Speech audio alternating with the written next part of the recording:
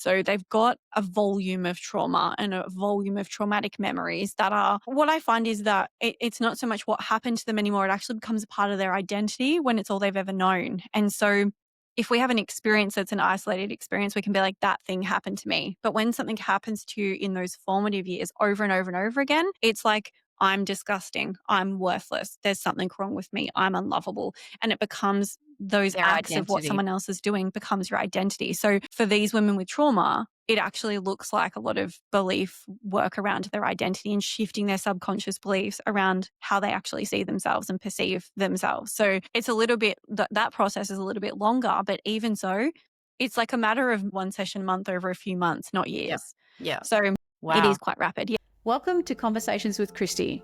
I'm Kristi McVie, a former WA police officer, specialist child interviewer and child abuse detective. For years, I worked on the front lines investigating child sexual abuse, where I saw the risks, the patterns, and most importantly, the ways that we can protect our kids. Now I'm here to share that knowledge with you. This podcast is all about real conversations, giving parents, carers, and educators the tools to keep their kids safe, both in person and online. Through survivor stories, expert insights, and practical advice, we'll navigate these tough topics together so you feel informed, confident, and empowered. Because when we know better, we can do better, and our kids deserve nothing less. Content warning. Some topics and conversations can be triggering for some listeners. Listener discretion is advised as your mental health is important. Please refer to my website and the show notes for available support services. Hello and welcome back to Conversations with Kristi. I'm with the amazing Jessica Ella, who we connected because I was on Jess's podcast a few months ago. And when we were chatting off camera, I realized, wow, I have to get you on my own podcast. And it's been a few months now, but I'm so grateful for you making time and for being here today. Thank you. Thanks for having me. I'm very excited for our chat because, yeah, as you said, off camera, we were like, Yeah.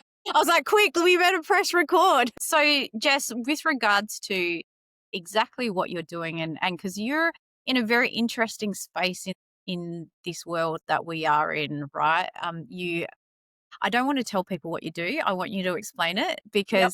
but you're in a very interesting space and you have a very different, you've had some lived experience that you'll go through and you'll explain, but you have a very different opinion and experience and that's why what makes it so amazing when I have conversations like this with people, because each person obviously has different experiences and they deal with it in different ways. And you've done an amazing job in your own right with what you do and how you help people now. So explain to my listeners exactly who you are, where you're from, and what brought you into this world of, helping people through their trauma of child sexual abuse and abuse. Yes.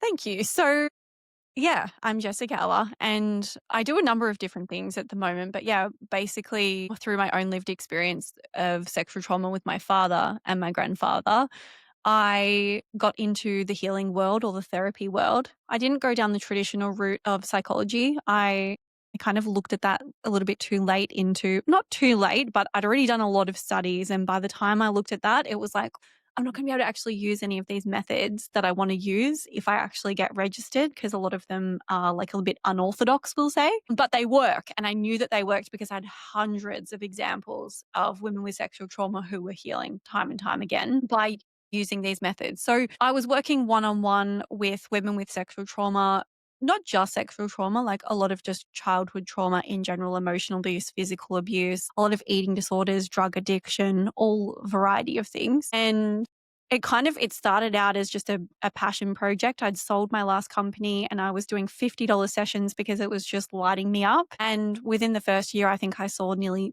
over 300, nearly 400 people. And because it just by referral, everyone was like, you've got to see this girl. You've got to see this woman. Like, again, it blew up very quickly. And yeah, so I started to use these methods that I still use and now teach to help women to actually heal from trauma. Because what I was finding was that people would come to me and they would say, like, I've been to so many different people and I kind of don't even really believe you when you say you can help me, because I've done so many different things and nothing's worked. And so I became next level obsessed with figuring out that like full solution to how do we not just live with trauma and just not be traumatized anymore? How do we actually fix it?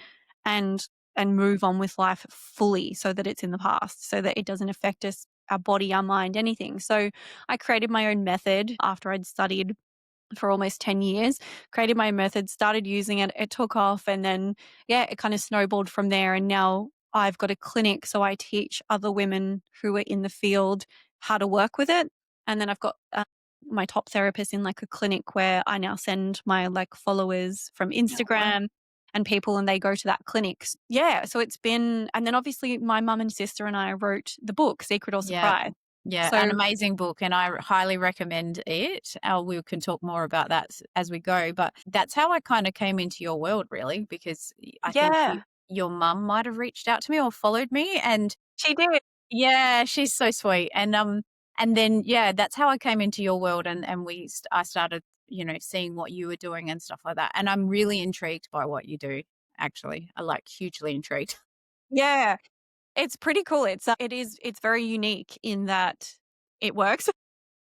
It's unique in that you don't have to keep doing this Yeah. over and over and over again and speaking to someone for 20 years. Yeah, right. That's the most common feedback from women with sexual trauma, especially to the scale that I've experienced and that I work with. So I work a lot with women with complex trauma and complex PTSD. So some with one isolated incident, but a lot of them like constant reoccurring abuse, some of them torture, some of them rape at a young age, things like that. So and they've experienced it not just once, but over and over again. So they've got a volume of trauma and a volume of traumatic memories that are, what I find is that it's not so much what happened to them anymore. It actually becomes a part of their identity when it's all they've ever known. And so if we have an experience that's an isolated experience, we can be like, that thing happened to me. But when something happens to you in those formative years over and over and over again, it's like, I'm disgusting. I'm worthless. There's something wrong with me. I'm unlovable. And it becomes those Their acts of what identity. someone else is doing becomes your identity. So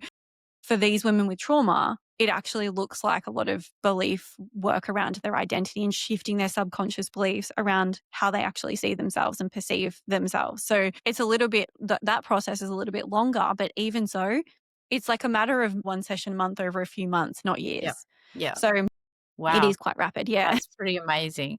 And I guess from my perspective, the fact that you can do that first, like I saw so many kids who I would, try and after an interview, I would be like, you're so amazing, you're so brave. And, no matter what's happened to you, it doesn't make you who you are if they were old enough to talk about like that too. That was how I would talk to young tweens and teens. And then with little people, I'd be like, you're so amazing.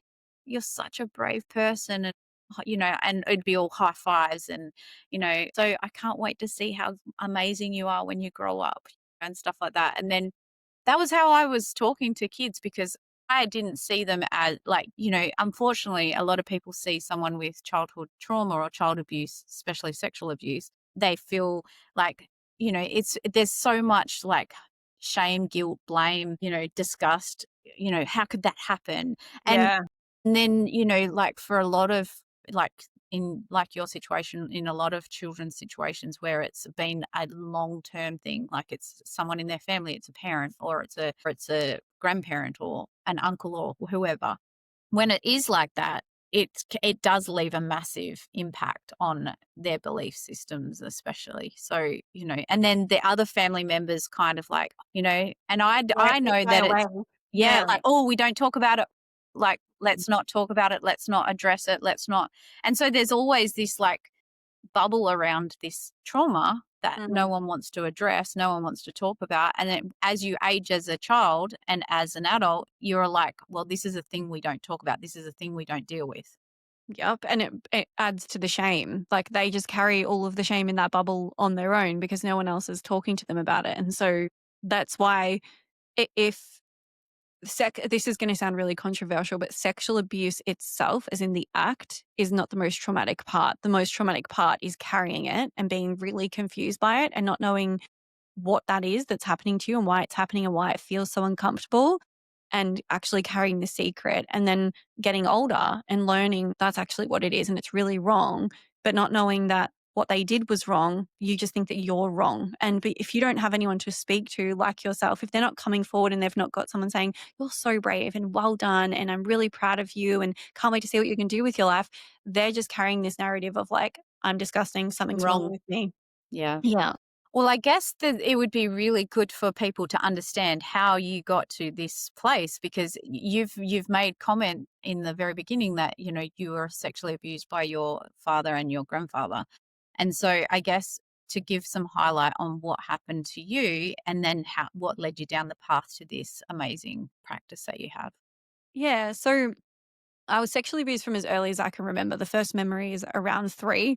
It could have been happening prior to that, but I just don't have any like conscious memories. And it was happening all throughout my childhood with my biological father. He was with my mum until I was about 7, and then they divorced. And then it kind of got a little bit worse from there when he would have me on his own. But yeah, would take any opportunity that he could. There was sexual acts that I would have to do, things that he would do to me. It was always very much positioned as like, this is our special time and I love you and this is what you do with somebody that you love. But on the flip side of that, I believe pretty strongly that he has some sort of split personality, because on the flip side of that, he would be quite angry and aggressive and he would threaten to kill me. He would come into my room. I remember one memory where I was 5 years old and he came into my room drunk at night and he was holding a pillow over my face until I felt like I was going to die. And then he would take it off and he would put it back on and take it off. And he was saying to me, I'm going to bury you. I'm going to kill you and bury you in the backyard. And he told me exactly where he'd bury me if I ever told anybody.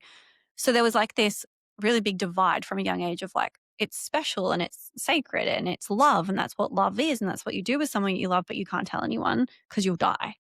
And so that was kind of carried on throughout childhood. And then his father, my grandfather, also raped me and took my virginity when I was 7. And when I was 13, I told my father that my Opa, I called him because he's Hungarian, I told him that my Opa had raped me when I was 7 because he had not been in our life for a little while. They had a very up and down relationship, on and off, cutting him out for years. And he sort of came back into our life. And I was like, oh, I don't want him back in our life. He did this when I was 7.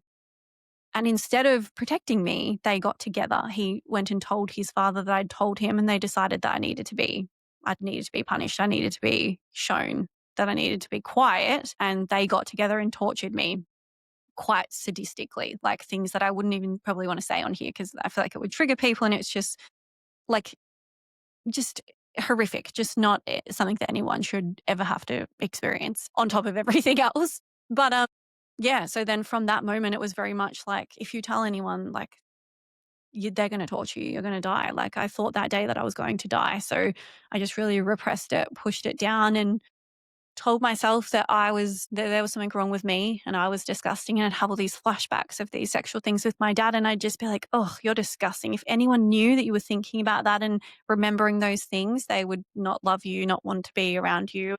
So it was just like this huge secret that I was carrying. And then when I was around 19 or 20, the abuse had stopped for a while. I moved out of home quite young and I'd gone to my dad's house one night for dinner and he'd convinced me to stay the night and watch a movie with him after dinner. My siblings had left. And I remember laying in the bed and hearing my door open and I knew exactly why he was coming, and he raped me then when I was older. And that was actually harder because I really knew what was happening then, but I couldn't move because my body was so conditioned to this freeze response of, when he comes, you just play dead. And so that was a really big pivotal moment, and my life really kind of went down from there. I really struggled. I'd already been struggling in my teens with mental health. I was suicidal. I was thinking about death every single day. I hated myself. Like, I looked in the mirror and I hated myself. I thought I was the most disgusting person in the world. I picked myself apart. I picked bad boyfriends and ended up in abusive relationships time and time again. And it wasn't until I met my now ex-husband that I started working on myself, actually for the wrong reason, but it's meant to happen. I started working on myself because he told me that I was too needy because I wanted to spend time with him. Classic. Thanks, mate. Thanks, mate. Thanks, mate. My mum was quite a spiritual person and she was always, teaching us little spiritual concepts and things like that. And so I went to her and was like, how do I work on myself? Like, how do I work on myself? I would have been like 21. And she gave me this book, and this book started to bring up some things. And then she booked me a healing session because it brought up some uncomfortable feelings. And from this healing session, I remember like this lady, she like had crystals in her everywhere in her house, like every crystal you could ever fucking imagine. And she had purple hair and she was very kooky, and I was a very judgmental young woman. And I was 20-year-old. like, yep. And I was like, okay, like, what's this witch looking lady going to do? And she did this session and we worked on a couple of little things, and I left thinking that was a load of shit. There's no way that all that stuff just worked. And 2 days later I was like, what did she do to my brain? And I was like, and I'm a very logical person. Like, I was very like, always thought my mum was just banging on about all of this stuff and didn't really, it was just a bit woo woo. And so I started researching like obsessively. So I became obsessed with trauma. I became obsessed with what did she do to my brain that day? Like, I know that it's called energy healing, but like, what is energy? What's quantum physics? How does it move? How does it work? What's a belief? Where's that stored in your brain? Where's a memory stored? Like, I became obsessed. I did multiple different certifications and courses, and I was watching every documentary, and it just became my absolute obsession. Yeah. And through this process, I didn't really know why I was so obsessed, but obviously I was just trying to heal myself. I was trying to get all the tools. And when I did finally sort of, we'll call it like unlock what actually it takes to heal on all levels, I started to work on and uncover and get more and more of these traumatic memories coming, because a lot of them were repressed, and I'd have snippets of these flashbacks, but I wouldn't really know what was happening. And then my brain started to unlock them, and fortunately had all these tools. I'd cracked the code. I knew how to heal. So I started one memory at a time, one belief at a time, one negative thought at a time, one emotion, one trigger at a time, working through all of these hundreds of traumas. And so it's been a journey.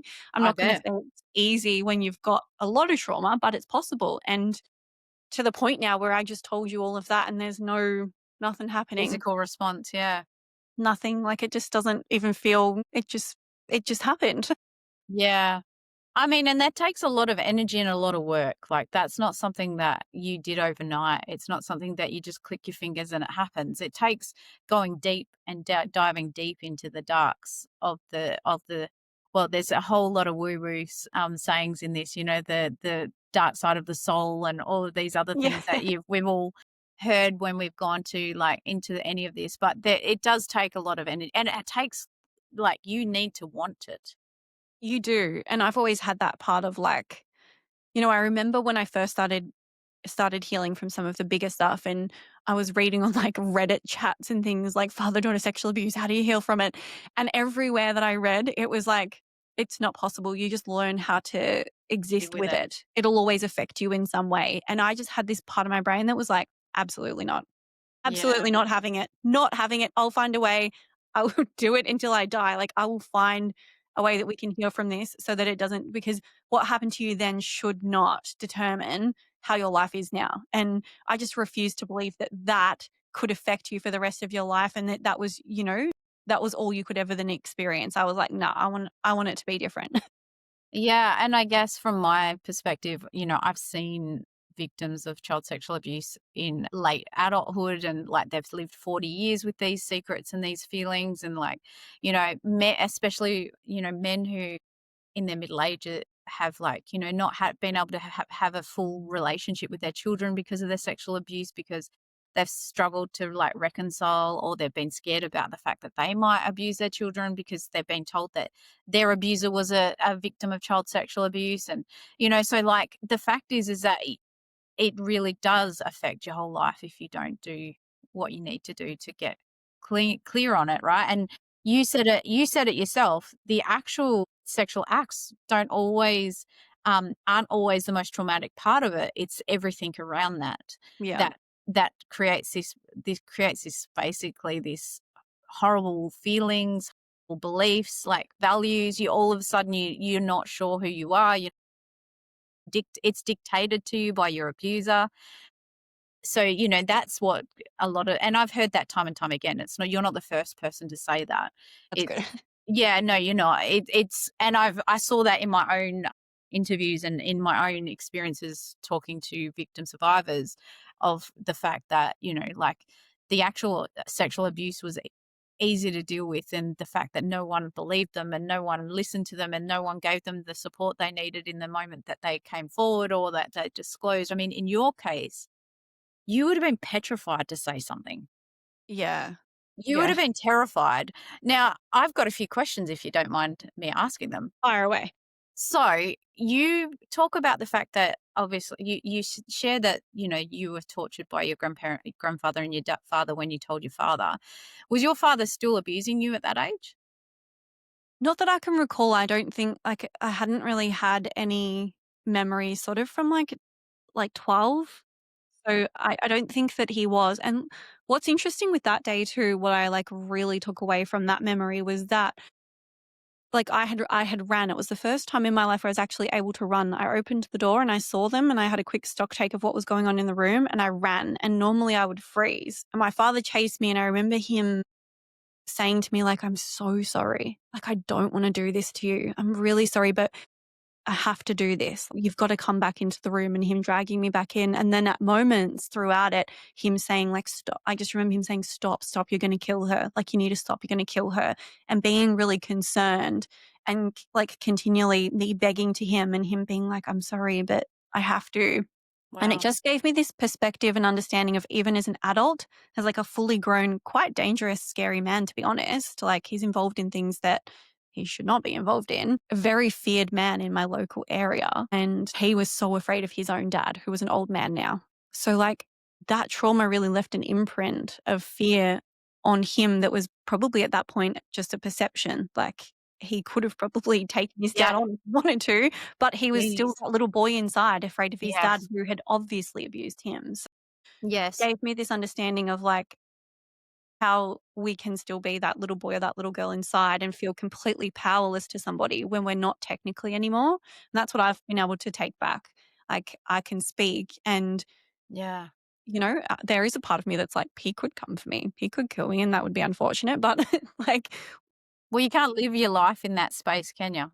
no. And I feel like actually healing through all of that made me realize that he's probably just as scared of me as I am of him, like a spider.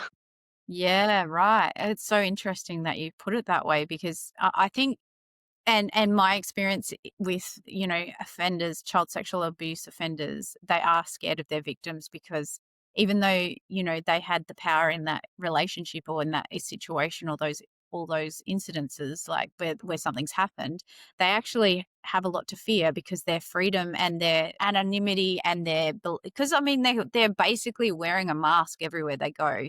They're Yeah. this they're this person underneath that is abusing children, attracted to children, whatever it is, and then they're pretending to be something else to Yeah. everyone else. So it's Yes, they're only wearing a going to mask. take it's only going to take saying it to the right person, that child saying it to the right person to take all of that away.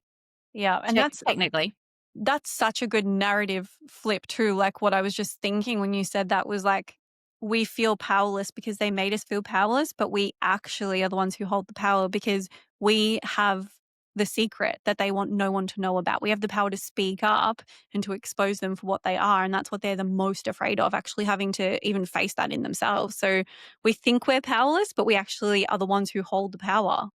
yeah, and that's the trick that that's the cards they hold, right? They pretend, and it's interesting because I mean, I like a lot of child sexual abusers are narcissistic in nature, and they use narcissism as a way to control, right? So you know, like the power is with, like you said, you know, they're holding so many cards and juggling so many balls and trying to lie to so many people. And it just takes one person pulling that domino and the whole lot falls over. The only way they continue to hold that power is when people feel like they can't speak up and people don't know that they can speak up.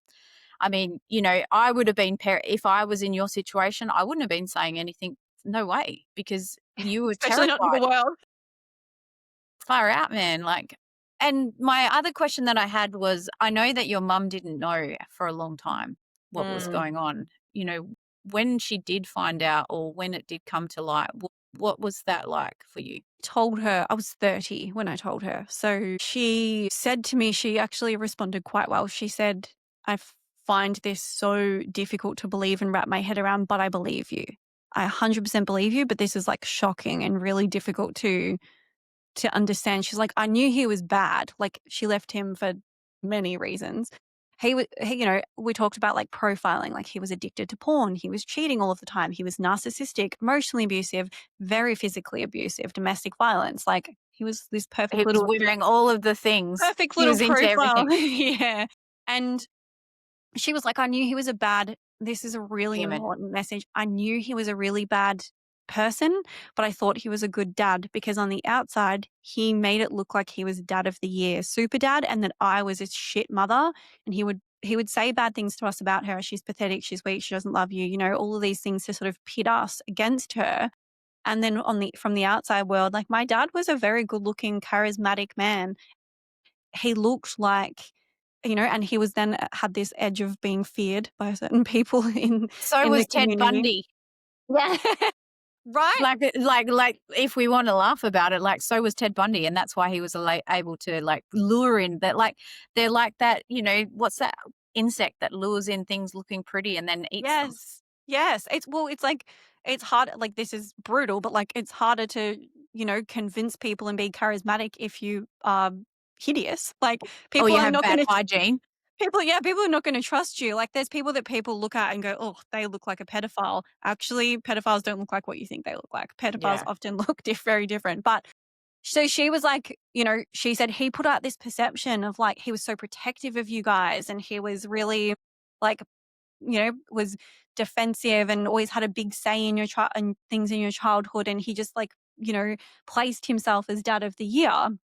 And so she wouldn't have expected that at all. She actually had this narrative in her mind of, he actually became so much of a more present dad, and he actually became a better dad when we got divorced. It was a good thing that we got divorced. Whereas now she was like, he That just was a control thing, I think. That was more about control and that keeping that narrative so that he could keep, like, so you guys wouldn't say anything. absolutely. And he just is that way. Like, you said narcissistic people, like that these people often are narcissistic, and narcissistic people really care about what other people think about them. So they have to uphold a certain perception, but they also view people as objects, not as human beings. And so Yes. it's easier for them to abuse because they own you. You're their child, so they own you. It's not like, I love you because you're my child. It's like, you're my property, and so I'll do what I want with you. So it's like, yeah, there was that I behind see called. that a lot in parents who abuse their children, whether it be physical, mental, neglect, all of those things. It's about that you're not an individual. You're You're you my you're child. you're my property. And when I talk about safe parents, safe adults, or even, like, sometimes I see it in grandparents, like Yeah, grandparents to grandchildren or grandparents to their own children, or like parents to their own adult children. Like, how dare you even talk back at me or tell me I was, like, didn't treat you right? And, like, so it's very complex, but it's also very simple in that when you see these behaviors, they're a big red flag, right? yeah.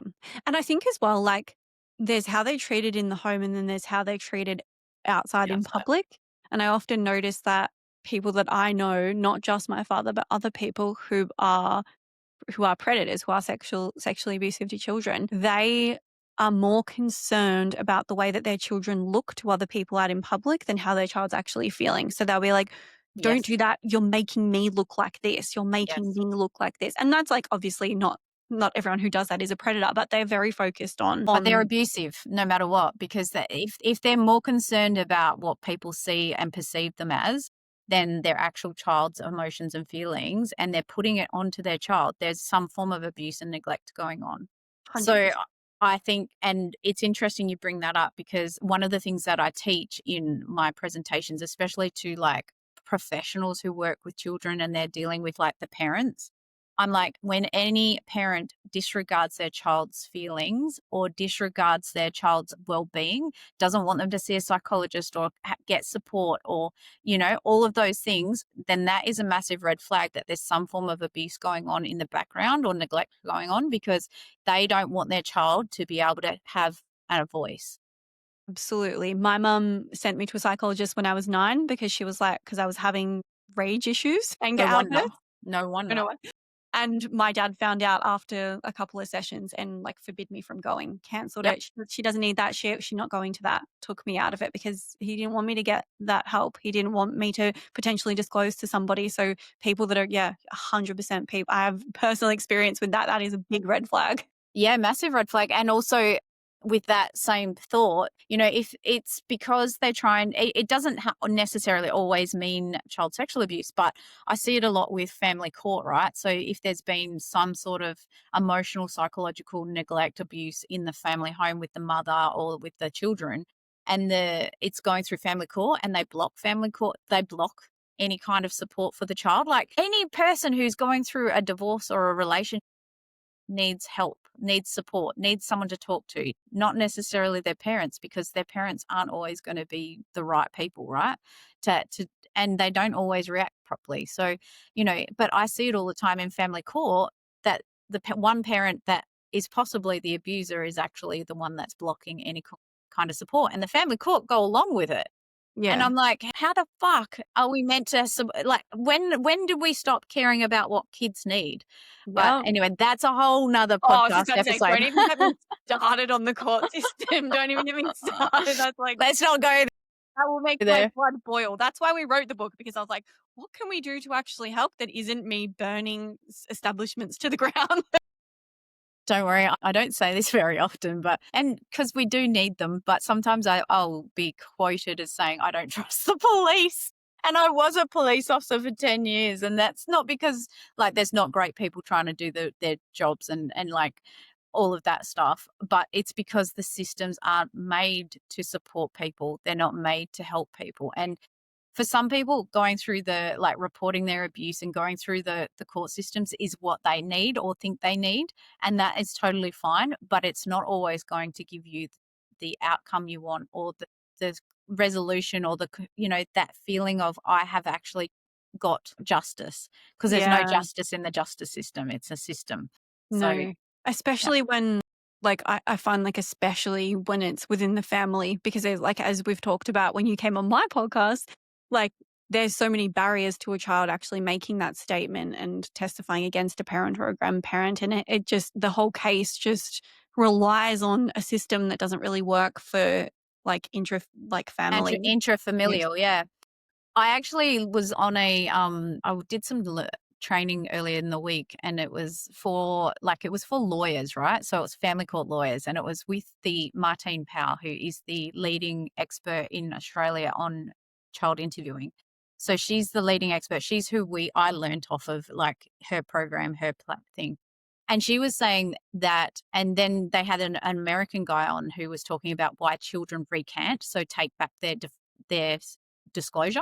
Mm, And two factors stand in the way of a child. First of all, because recantation, when a child says, "Oh no, it didn't happen like that," or "I don't mm, know what you're talking about," after they've disclosed. Recantation, most of the time we assume that the child has lied about the mm, initial offence or initial disclosure. And so what he said is, two factors go into why kids recant and why kids take back their disclosure. And the first one is that they don't, so intrafilial, it was filial relationships. So if it's someone in the family that they love, like a family, like a parent or a grandparent or someone close, a brother or sister, whoever, the filial relationship is the first factor. That if it's a family member, it's a higher risk of revoking that disclosure.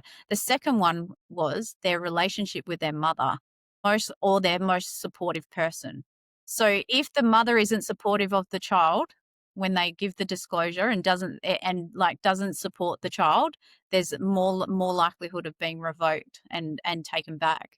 So if it's a parent's, and a lot of cases, especially with parents being the perpetrator, so like a father or a stepfather, for instance, then it's going to have a higher risk of, and the mother's not supportive of the child, they've got a more higher risk of actually and revoking. mothers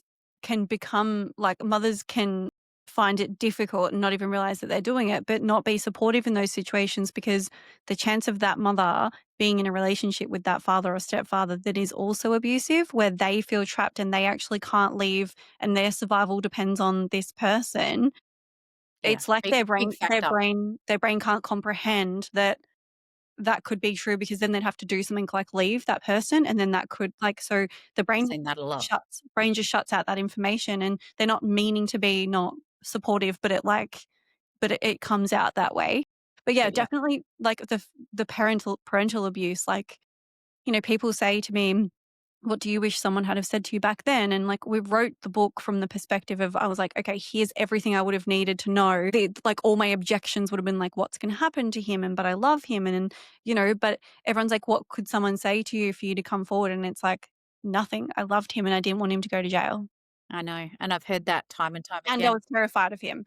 So that's that, again, like you would know from reading our book. That's why it's so specific in that book of, like, sometimes the person abusing you is someone that you love Yeah. and trust, and it might be someone in your family, and it can be so confusing when somebody that you love is also the person that's hurting you. But telling isn't about getting them into trouble, it's about keeping you safe. And those lines were like, it gives me goosebumps still when I think about it, because those lines, I was like, that's what they need to know. That's what they need to know when it comes to the family abuse. Like, and that's the only thing that could have maybe made me go, "Ooh, okay, hold on a minute." Yeah. And also, I think some of the messaging that we need to make sure that we share with kids or with family members or friends or whoever, like, what happens to you is not your fault, because it actually, you're not choosing for this to happen. However, I know, like you've shared with me, there was times when you were petrified of your dad. And so, you were trying to make him feel better, but that was also how you were groomed as a child. Like, Yes. the difference is that just because a child goes along with the abuse or, technically allows it, if for want of a better way, doesn't mean that they're children. Yeah. There's never like, it pisses me off to the nth degree when it's a child. The adult should always be the one who's protecting the child. The adult should always be the one who doesn't do the thing that harms the child. Absolutely. There's On there them. is there's a choice. There's a Yeah. choice to do it and not do it. And so, but yeah, like, I know that, talking to victims when I was still interviewing kids, and there was victims that I talked to who, were like, it was the only way to make my dad stop yelling, or it was the only way I knew that it made him happy. And here's the thing about kids, and you'll probably be able to, like, reiterate this. Kids just want their families to love them and to be safe, and they don't want that. They will protect their parent, or they'll protect their siblings, or they'll protect whoever they need to protect.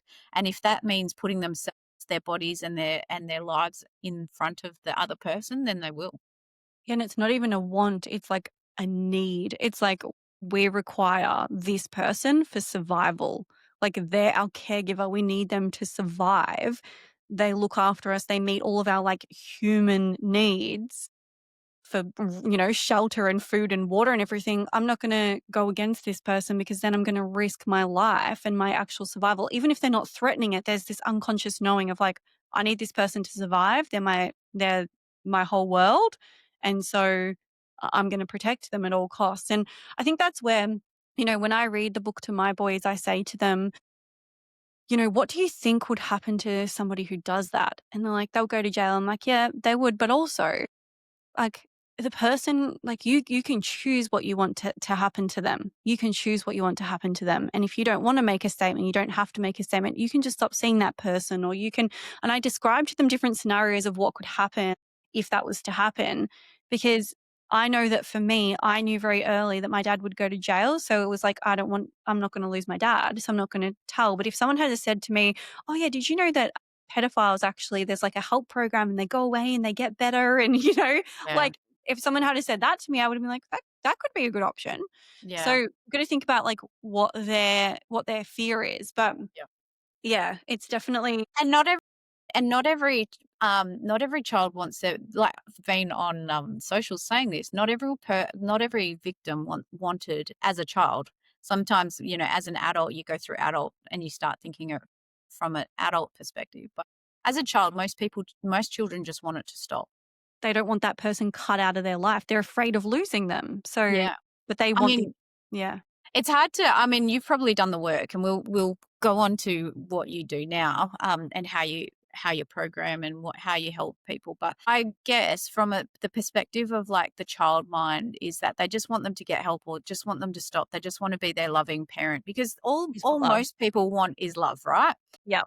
But when you start forming those adult feelings and beliefs, and then you realize how badly this person's hurt you and how they shouldn't have done it. And, they had a choice not to do it, but they chose that. And, all of the things that probably go through. And then the anger starts because you're angry at them for ruining your life, or you're angry at them for taking away your innocence, or you're angry at the people around you who didn't protect you. So it doesn't start that way a lot of the time, because an innocent child just loves their parent. I mean, I didn't grow up with child sexual abuse, but I had neglect and emotional and psychological abuse.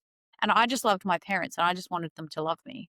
And I Mm. think so I can kind of relate, but obviously not. And I just remember thinking at 15 and 14 when I was like, again, like all of this emotional stuff, it does play on you when you're told that you're not, you're a bitch and you're selfish and you're this and you're that, and you're called names all the time. You as a child take on that and you believe that because no one's telling you that you're amazing. And so, like I just remember, not wanting to be there anymore and wanting it to end as a teenager. And then it's just gets to the point where you like think, well, what's the point of me being here? Like no one wants me, Mm. or it's easier not to be here. And I mean, like you, I had this knowing inside of me that it wasn't going to be who I was. I was better. There was more. There was more. I just kept thinking there was more. But it's as a child, we don't have until someone says or someone I guess changes that narrative for us. And You if don't we have it. Yeah. don't have it, you just know what you've been told. There's that saying, I don't know who said it, but it's like when you are abusive towards your children and unkind towards your children, they don't stop loving you, they stop loving themselves. Yeah, I So know. it's like it's that typical example, and the less that they love themselves, the more they tolerate from you and the more they continue to blame themselves and hate themselves, and then it just gets worse and worse. Like you think that everybody, Hate you. everybody hates you and that everything that everybody does is everything's your fault. You can't really detach from that. So yeah, it definitely it's quite detrimental, like parental abuse specifically, because I think like if it's an uncle or even like with my grandfather, like I didn't have to see him that often and I didn't rely on him for survival.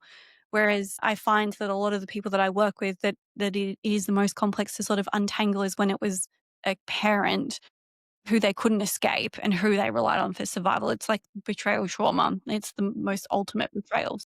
And then you think parents are meant to love their kids, right? They're not meant to hurt them. And I don't know. I make this joke, and it isn't a joke, but I make it when I talk to people. I'm like, when you're holding your baby when after they're first born, and you're looking at this tiny little newborn, and you're thinking, oh my gosh, they're so precious, and I'm going to protect you forever. And then we don't think, oh, I'm going to fuck you right up. Like, I'm just going to do everything to fuck your life up. We forget that new little newborn that we promised we would protect is who we need to keep protecting every day until they don't need us anymore. Yeah, it's when they start to get a bit older and then they trigger us and they're starting to mirror our own behaviors back to us because they're speaking the way that we speak. And like then we get triggered by our own shadows and the shit we haven't dealt with. And then we're like, ah, and then Yeah, I know. Tell me vicious about it. I'm cycle. going straight through this right now with Yeah. my poor teenager who's dealing with me and I'm dealing with her. But yeah, so I guess where did you get to where you started at 2021, like trying to go through your trauma and trying to heal, but you didn't start on that path, but that's where it led you. I Mm. guess from here, I mean, one of the, I guess for a lot of parents or people listening, they might go, how did you not like report them? And you haven't reported, you've healed yourself and got on with your life and left it. Well, I did. Oh, okay. Actually did. I actually went through like a justice vengeance phase of a lot of anger. And yeah, I got together because I wasn't the only one. Once I came forward, my brother came forward. My sister's pretty sure it would have happened to her too. She's just very like got chronic dissociation. And then actually one of my cousins came forward. She heard me speak on a podcast and she messaged me and said that my dad had raped her when she was 9. And Mm. that's like who's come forward so far. But yeah, I can't remember where I was going with that. My brain just lost You track. went on the anger vengeance and you were Yes, like, I yes, did. I will. So then I went to so I spent days making statements, and the police actually, like, they took my brother's statements, my cousins, and they were going to take the case on. So they said, like, we believe you. We'll take on the case, even though it was a historic case. So historic cases are far more complex, as you would know, and hard to get a conviction for, because it's like he said, she said. There's no like physical evidence. It didn't Not happen right usually. now. Yeah, and so so I went down that path, and it was probably like 9 months of them investigating. And right before he was about to be arrested, my detective changed over. So I lost the detective that I had, and I got a new detective. And the new detective was very much like, are you sure you want to do this? You live quite Talked close you to out of it. him. He's pretty scary guy. And the other detective had said to me, I remember him specifically saying, there's pedophiles that are just like creepy dudes that are stupid and do the wrong thing. And then there's this other type of person, and your dad is that other type of person. He is bad to the bone. And he was like, he came and checked on me at my house one day when I didn't answer my phone. Like, he was very caring, and he was very concerned for me, which was very nice. Yeah. So he was a really good one. But yeah, this other guy kind of took over, and he really scared me. He was like, I noticed that you speak publicly about it. Like, you would have to take everything down. You wouldn't be able to keep public speaking. It might affect your business. But also, you're living on your own. You're living on your own at the moment. And, are you willing to take that risk? He might have been coming from a fear, or like from a concern of your well-being because of who your father is. But Absolutely. also, where was the empowerment in any of that? Yeah, Like, not where was much. this is your decision and you get to choose how this goes. Like, these are the risks, let's consider them, but this is your choice ultimately. Yeah, well, I mean, he finished with that, but it was a lot of like fear He mongering. talked you out of it. Honestly, he talked I you also, out of it. I also had gotten to the point though where I'd left my ex-husband, and I was feeling really good. Like, I was feeling really powerful and really free. And I think Need it. right before it happened, I just met my now fiance Gav, and I was like, do I actually want to go through years of court and fearing him and fearing if he's going to come for me? And do I actually want to do this process? What does justice mean to me? What is justice? And then I was like, you know what?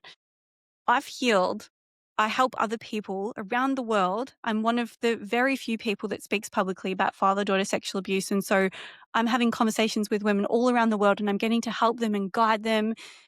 I don't actually feel like I have that much anger towards him now. I feel quite neutral. Why am I still doing this? Why don't I just spend the next 6 years? Why don't I spend the next 6 years, or however long a case would take, Yeah. embracing life and living my best life, not in spite of him, but kind of like, you have no effect on me. I don't even need to take you to court. I'm going to tell the whole world what you did, but I'm going to do it from a place of, I want everybody to know that what their fathers did to them, or what any person did to them, doesn't define them and doesn't have to define them. And that they can take that power back by speaking up, or not publicly necessarily, but telling somebody. Yeah. And by But you actually, don't have to go on podcasts to no, you get don't your have to power speak. back. I wouldn't recommend it. I mean, I I know.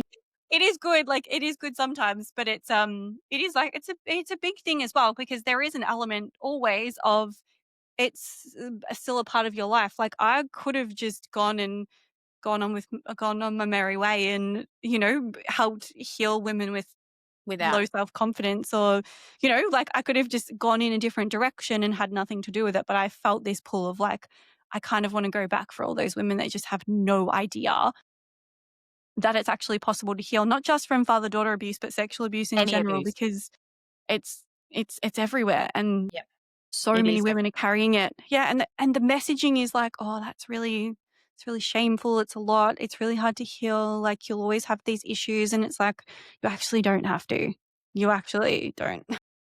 That's what I wanted to like, because I know that kids are so resilient, right? And I know that if it's dealt with early and because there's a lot of parents out there that are so fearful of it happening to their children, especially if they are victims, survivors themselves. Like, if it's happened to them, or it's happened to a family member, or it's been in their field at some stage, and they're like that fear, oh my gosh, it's going to happen to my kids. And then we're kind of parenting from fear, right? And I mean, I could have done that, and I did do that at some stages in my own parenting journey with my own child, whereas I was like, oh my gosh, you're not allowed to go here, you're not allowed to do this, you're not allowed.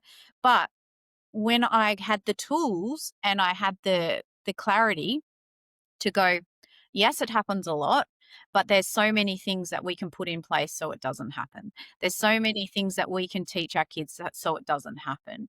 I think it's about, stepping back and going the big picture, because when you're a victim survivor, you probably and you talk to a lot of people, I talk to a lot of people, it seems like it's happening everywhere and it's happening to everyone. And when I was a detective, I was like, everyone's a fucking pedophile. Like, that's Yeah. how it felt, right?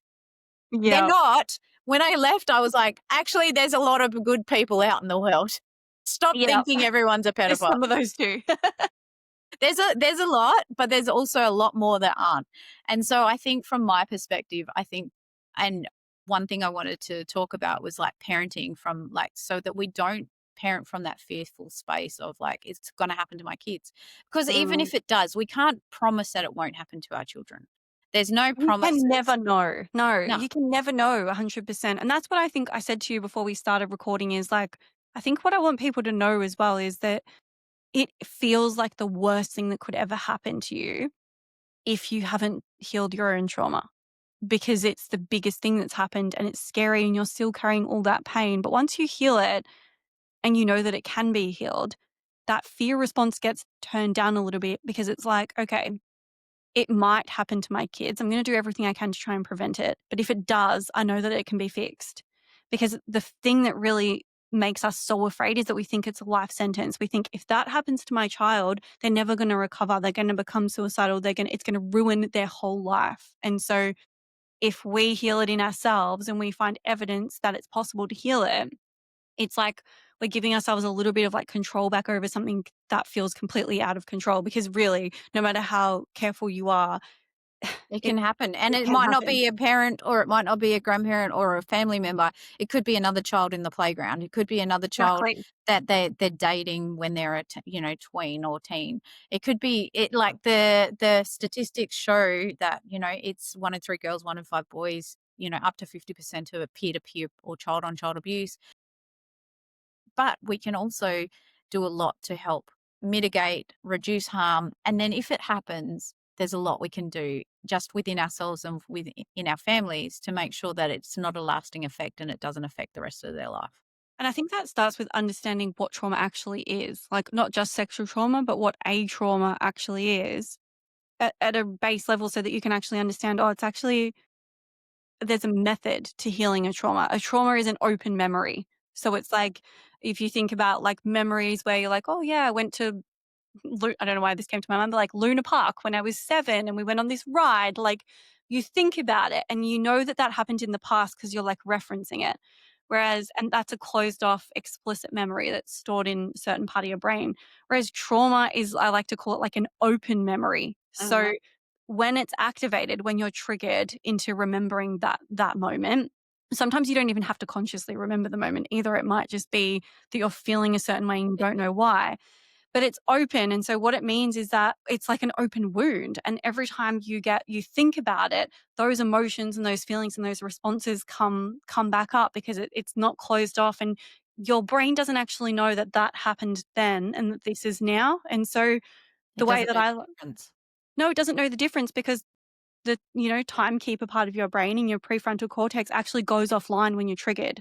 So when it goes offline, which means that your timekeeper of like, this is now and that's then and that's there, it just gets blurred and it feels like then is now. So when people say like, oh, the past is the past, it's actually fucking not at all, because when you're triggered, the past is in the present because your brain doesn't know any different. So we have to figure out what to close off the memories. And the recipe, if you will, to closing a memory is to safely feel the emotions that you didn't get to feel in the moment, to move your body and like regulate your nervous system whilst you're doing this, but to move your body in the way that it didn't It get to needs move and that it wanted to move, to say the things that you wanted to say, to do the things that you wanted to do, and to give that child what they needed in the moment, whether that was safety, love, protection, whatever it is. So it's a combination of doing all of those things whilst in a theta brainwave, which is like the liken to a hypnotic brainwave, doing all of that whilst in a theta brainwave. So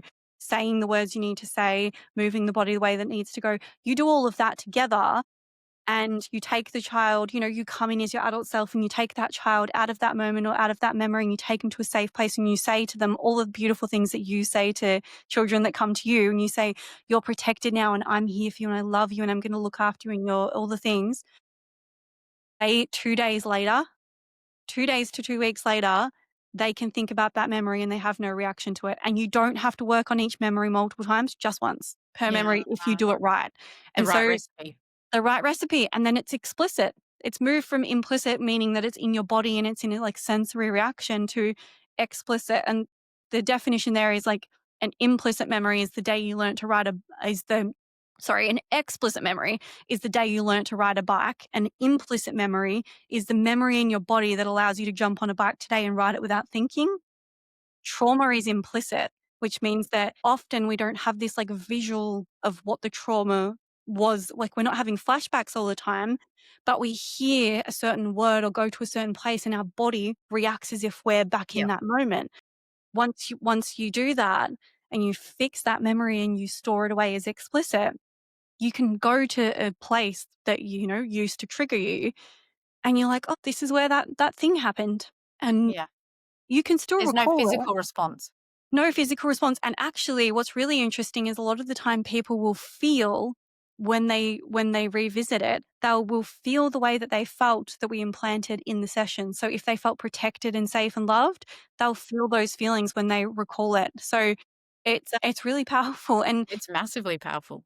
this is why I'm saying, like, it's, if you've got one or two big traumas that have happened, it's very rapid. You do one session on those two memories and your life is turned upside down. But if you've got hundreds of Yeah. memories and the It's abuse gonna was take time. constant and ongoing, it's just going to take time to work through them. But the method is the same. I mean, there's lots of other methods that we use, but really that's the key components there. So what I always think about is what makes the memory stay open. Like, why do some stay open and why do some not? They stay open because the level of emotion was more than what the child could comprehend. They couldn't Yes. discharge, they couldn't regulate, so the emotion was sort of trapped, if you will, and they couldn't understand what was happening. Confusion is the number one thing that creates trauma. It's like, why is this happening? They don't understand. And they create a narrative in that moment about what they think at their age with their level of awareness is happening. And normally that's quite a wrong decision that they've made. Like, it's about them. They make it about themselves because That's children what are we do. completely egocentric. Yeah, they're designed that way. And so this confusion is what really stores it as a trauma. So what I always think about is, in order to avoid trauma, if my children go through something that I'm aware of that I think might be traumatic, I'm always over explaining so that they're never confused and that they've Yes. got the narrative that I want them to have, the positive narrative, not the Yeah. negative one. So it But doesn't leave also, it open. so it doesn't leave it open, and allowing them, if they have an experience where they've got big emotions, to feel those emotions, and also for me to make them to feel safe and loved, and reminding them, you're loved, I love you no matter what, you're safe with me, you're always safe, you're always protected. Safety, love, protection, and busting that confusion. Now, all of a sudden, if your child comes to you and tells you that something's happened, you've got this recipe for how to sort of help them to move through that, because you know that that's what causes trauma. So for me, I always say to mums, like, you can't over explain anything. If you think your kid's going through a traumatic situation, talk to them about it and explain and make sure that they understand. And if they look confused, like, oh, I don't know what you just told me, have a deeper conversation. Don't just leave them confused about anything. Yeah, ask them questions like, what part are you struggling? Like, is there anything you're struggling with? What part would you like me to try and explain differently? I think also one thing that I've realized, because I've had a lot of questions recently about my child doesn't want to engage in body safety conversations with me, and then they're struggling. I'm struggling to get them to sit down and talk to me, and I'm like, okay, well, how does your child learn? They're like, "What do you mean?" And I'm like, "Well, are they a chatty Cathy? Like, do they like to have a chat?" Well, if they're a chatty Cathy, they're probably an auditory learner. If they're a child that likes to, like, is hands-on, like, they are really hands-on kids that wanna do everything with their hands and they're kinesthetic learning. So they use dolls and toys to help them learn. or kick a ball or do something whilst you're having that conversation, because whilst they're moving, they're learning. And then the other one is if they're a visual learner, use books, read a book to them, because they need to see it like they need to visually see what you're trying to talk to them about. So Yeah. I think with that, it's so important. So teach how you learn, how How they that learn. yeah. And also, I would argue that a lot of those parents are uncomfortable having the conversation because Yeah, it's people probably coming off pretty awkwardly. the projection and they're probably awkward with the conversation and children can feel what we're feeling. So if we're like coming into the room with like a racing heart and we feel shame and we feel like a bit icky around the subject and we're like, oh, I want to talk to you about this thing. And they're going to be like, oh, get away from me. Like, oh, no, no, no. Yeah, Because you're freaking out. Why? It's something to freak out about. You're freaking out. Yeah, well, I mean, like I definitely didn't have those issues because I was talking to kids all the time yes. but if I ever felt really weirded out or awkward about a conversation, I always prefaced it. I always said something beforehand like, "Hey, I've never had this conversation before," or "This is really awkward for me. No one taught me this."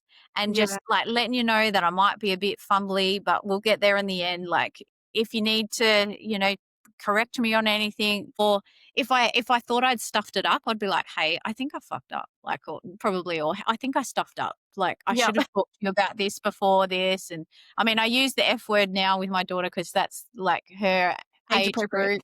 Age appropriate. But when she was little, it would be like, "Hey, I think mummy mucked up. Like she should have Made a said mistake. this and told you this before this happened. And Yeah. let's work it out together. Is there anything that's worrying you?"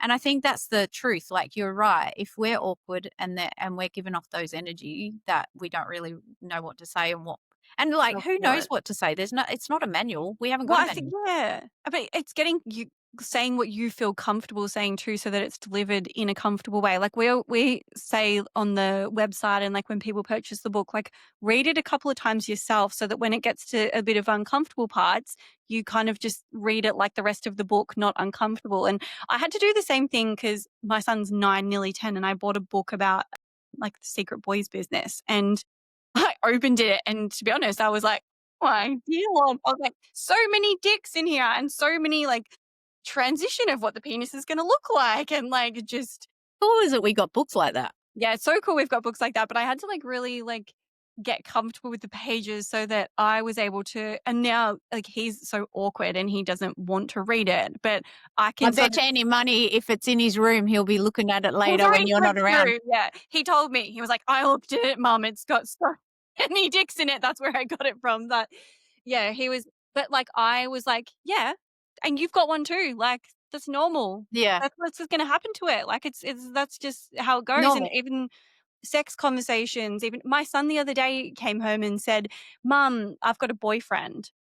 And I was Oh, like, "Cute, who?" And he's like, "Is that what you say if I say I've got a boyfriend?" I'm like, "Of course." Like, what else am I meant to say? what else? I think that's great. That's who's your boyfriend? And I'm like, I love that for you. Like, and then he's like, would you still love me if I was gay? Would you still love me if I went to jail? Would you still love me if he starts questioning me? And But he's trying to work out how much it's going to take for you to let him like drop him like it's hot. yeah, but also like, yeah, I've got comfortable with so many difficult conversations and read the book before I Yeah. pitched it. And, I knew that I was going to laugh at certain points of that book. So I had to get comfortable with it before so that I could just be like, yeah, at it. I remember getting my daughter the girls stuff by Kaz Cook, and it's like from 8 to 11-year-olds or maybe 12-year-olds. I can't remember now. But I got her the book, and again, like there's like pictures of like cartoon pictures of vulvas and vaginas and like all of the, this is what's going to happen to your body and this is what's gone through puberty. And it's so cool, such a cool book. And again, like we looked at it together and I was like, oh, I didn't know this about, like, even now, I'm still learning stuff about the female anatomy and body that I didn't know because no one talked about it when I was a kid. But how empowering is it to have those conversations? And even if it's uncomfortable, to go, oh, wow, I didn't know that. Like, Yeah. I'm learning something here. How cool is this? Like, and making it a bit more fun for both of us. Yeah. And it does take that, like you being comfortable with it first to Can be. approach it that way. Or you can just be goofy and go, wow, didn't know that Yeah. about true. You can just fake it till you make it. Like I used to Yep. say to parents, just fake it till you make it. Just all you can do in the moment, if something is weirding you out or making you feel awkward, if you're really not sure you can control your face, say, hey, I'm just going to go to the toilet for 5 minutes and go get your shit together and come Mm, back and say, right, let's get back into it. Because if you need a break to just like get yourself set, then so be it. Like, hey, this is really important what we're talking about. I just need to quickly go to the toilet because I really need to listen to what we're talking about. And I want to give you my 100% attention. And mm. that way you can go go scream into your pillow or whatever you got to do to like get past the weirdness and then come back with a new mindset of like, this is really important, then my child really needs me in this moment. Yeah, love that. But I think in everything we've talked about, what I got most from what you're saying is that first of all, we can heal from complex trauma, and it's really important that we do our best to heal so that we can be the best parents we can be, that we don't parent from a place of fear, and that we can reparent ourselves in those moments, because that's how we're going to like get power back from those abusers and win in these situations. Would you say that's about a good recap of what you've been? Absolutely. Yeah, absolutely. And I think the thing is, like, mums especially, and I speak mostly to women because my work is with women, but I think mums especially, like, the more healing that you can do on yourself, the more you're gonna be able to one, notice when it's happening Yeah, and 1000%. not be blind to it, but also to then, on the flip side of that, remove the fear. Because once you have healed through it yourself, you're not gonna be as afraid. Like, we're always afraid of it happening to our children, but you're not gonna be as afraid because you're gonna be like, "All right, if it does happen to my child and they come forward, I'm gonna be like, all right, we're gonna send you to this lovely lady who's gonna help you to process those traumatic memories." And, you've got a solution there. I think we're afraid of things when we think that there's no solution. Solution. There's no And help. we also, I think most parents are petrified that they've just their child's life's ruined and Mm, that there's no hope for them. And some things that I say to parents, especially when it's really young and it's like a one-off event, it might have happened in the kindergarten, or it might have happened in their daycare, or it might have happened, it's a one-off event. They're protective. They've stopped any contact with the offender or the person who's harmed them. I'm like, you don't realize because you've done all of that, you've actually really helped your child already, and that your child will probably, especially under 3, like you said, like a lot of memories aren't, uh, you know, they don't remember. But yeah. if it's over 3 and they do remember, all we can do is, look, it was you never, no one should have ever done that to you, and it's not your fault. And you're so brave. You were so brave back then. You told me, and we were able to make sure that you were safe. So and like just remind them that they're safe and they're protected. Yeah, and I think the hardest part is coming forward. So if it you need to go. Sorry, my in-laws have just turned up. Oh, Typical. Are they going through the garage? Anyway, go on. yeah, the hardest part for a child is actually to come forward. And so for those people that are like afraid of it ruining their child's life that it's already happened to, it's like, if you know about it, that's a fucking really good start, because there's so many children that are carrying it that haven't told their parents. So you're already doing a good job if they've confided in you. They're already a step ahead of every other child that is holding the secret. So it's a good place to be if they've told you, because they felt safe enough to tell you and they felt safe enough to release that, I guess. And so that's actually a good place to be. And when your child tells you, and it's because they want you to make them feel safe again. To And protect that's them. that's your only job, is to make them feel safe again. It doesn't matter about going through the court system or the justice system, or getting justice for your child. Because that might not feel safe to the child. That might feel like more trauma. Yeah, and I'm not saying don't, but Mm. be led by the child and be led by the system. And I mean, unfortunately, with little kids, if a child discloses and you're a mandatory reporter, you got a mandatory report, all of the things. But what I'm saying is that don't think that if you've already done a lot by just supporting your child, and you're already doing a really good job by listening, believing them, and letting them understand, and reminding them that they're safe, because that's all they're looking for in that moment. Yes, and you might want justice, but that might not be what they want or what it looks like for them right now. So it's like, what does your child need? Not what do you want to do? Like, because I get people messaging me all the time, like, I'd fucking kill, your dad if I ever saw him, and I'd murder someone if they ever did this to my kid, and just really, a big, big big feels, which is fair. But it's also like, would that be the best thing for your child? Would that be exactly what they needed? Probably Yeah, not. exactly. And I mean, we're in a bit of a rock and a hard place when it comes to child sexual abuse because there is mandatory reporting. In Queensland, for instance, if you're an adult who knows a child's been sexually abused, you actually are legislated to report that to police. But police might not take it anywhere, Well, so, as you yeah, know. you And so like legally it's need to report it, but they're not going to do anything about it. maybe not, maybe not. Like it's a really, really weird space. But Mhm. you know, we can try our hardest. The main thing is that our kids are protected from the person harming them. Yep, that's the main goal. Get them out of That's there. get them out of there and help them heal. So then that it's not going to have long term And devastating don't effects. avoid it. Don't avoid the subject because you're uncomfortable about the fact that it happened. Like, ask them how they're feeling about it and ask them if they need anything, and, like, don't keep it quiet. I think the only thing I would say to that is from a police perspective, and what I do know from interviewing is that it can be if you bring that subject up all the time and you're bringing the subject up as in like, you know, it can be re-traumatizing if a child has to keep talking to their safe adult who's not, might not be coping with it so well and might be, you know, wanting every little bit of information. I Yeah, always not the said details. Not the no, details, no, no. they don't.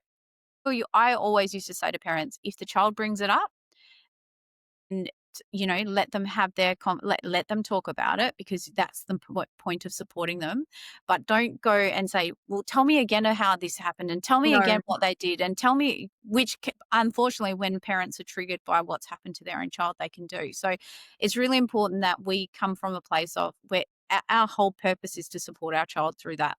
And, you know, it can be really hard to do if you're also a victim survivor and you've also been through it yourself being because you triggered, can't, yeah. it can be quite triggering. But I mean, everyone's trying their hardest in this space, I hope, and like trying to do their best. Yeah, I think in those situations more from the place of like, you can always talk to me about anything, always let me know how you're feeling. If you ever feel like you're carrying something heavy or there's something you want to say, you can always tell me. You don't have to carry these things alone. More those things. So not like reminding them about the abuse Yeah. repetitively, but reminding them constantly that you're They've here got, for them. You yeah, will protect them. If they've got any thoughts, if they're ever confused about anything, they can always ask you and yeah, you'll help them understand things. So as they grow, because they might be like, oh, it's fine when they're 4, but when they're 7, they might start having flashbacks. And if you don't having this conversation of like, you can tell me anything, you can ask me anything, then they're probably not going to like tell you that they're having those flashbacks. true. Exactly. And that's, I mean, from my body safety perspective and from everything that I know is that children just need to know that they can talk to us about anything and it's never going to affect how you love them or what, you know, they need to know because if we don't remind them, they take on that responsibility all onto their little shoulders and they think that they have to hold it to protect you because a lot of kids will try and protect their parents. From their parents' reactions. Yeah. Yeah, so it's really important that we remind them that we love them and nothing they ever say, do, or anything otherwise will make you stop loving them and that they can always come to you. Yeah. 100%. Oh, well, this has been an awesome chat, Jess. I feel like we could do 50 of these Yeah. podcasts. We could just keep talking. And well, let's share with my listeners exactly where they can find you because I think you've got a few different resources that would be Yeah. amazing for anyone. So share all of your things so that they know where to find you. Yeah, so for mums or women that are listening, or even men who have experienced sexual trauma, I have the online trauma clinic, which I talked about before. So if you go on my website, www.jessicaella.com.au, there's a section there for one-on-one work. And there's a clinic there with 6 women that I trust with my life, who I've passed the baton over to, who work with people with complex trauma, sexual trauma, all of the PTSD, everything. And they are so well trained to do everything that I spoke about with processing those traumatic memories. So for people who've been triggered who might need to do some of that work themselves, there's that. And then on the other side, there's the book. And that's for parents, grandparents, for anyone who wants to, educate their children.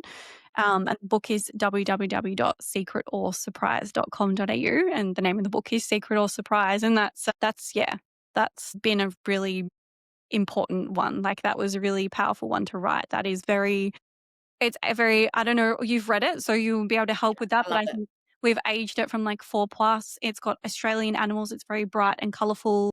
It's stunning. It's a stunning book, and I have got it on my list of books you must have if you're a protective parent.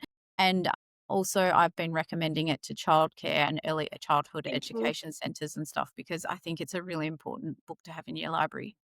Yeah, yep, we've been trying to get it into schools and things as well. I think it's, there's not really any other books out there that kind of cover it from that perspective, and I think It's done really well. You guys did a good job. it helps that I had the lived experience of what would I need to hear. My mum was a Yeah. primary background, and my sister was an artist, so it was like the perfect little blend. So Yeah. yeah, we're really passionate about that, and we haven't really done much with it because we've all got our own business Life. things, but it's there and it is going to be a focus in the coming months. So yeah, I definitely recommend that to every parent that's in looking into tools and things that they can have, especially to have the uncomfortable conversations in a gentle way, because that's where we were sort of trying to aim. Yeah, and I recommend for parents who are talking about body safety, especially, is to have those books as a backup. Like, as in, you don't just have to have one on one conversations or a conversation in the car or in the bathroom or wherever. Reading a book now and again, it's something like Secret or Surprise, is just, it's giving the lesson in a different way that is, not having a conversation, especially when you get those moments where your child's like, I don't want to talk about this. So, reading a really beautiful book that's got beautiful Australiana themes and pictures. Your sister did an amazing job. And then it's also, like, it's able to reiterate the lessons that you're having every day. Absolutely. Yeah. It can't be the only tool. If definitely it's one in the toolbox. Yeah, one in the toolbox. They're like, we've got to have all the tools. But yeah, no, great. So find you, and on your socials, you're amazing on your socials as well. We'll share Bella, everything in yeah. the show notes so that people can find you, because honestly, I think I'm so glad that you've trained some people up to help with your practice, because we need more tools, Way more. whatever works. And I'm so glad that now I can refer people to what you're providing as well. Yeah. Thank you. Thank you so much for having me. It was a great chat. I loved it. Yeah, I loved it too. Thank you. Thank you. Thank you for listening to this episode. Education empowers children, strengthens parents, and most importantly, prevents abuse. That's why I do this work, and that's why you're here. So truly, thank you. If you'd like more support or resources, follow me on social media under Kristi McVie or Cape-AU, where you'll find all the links in the show notes.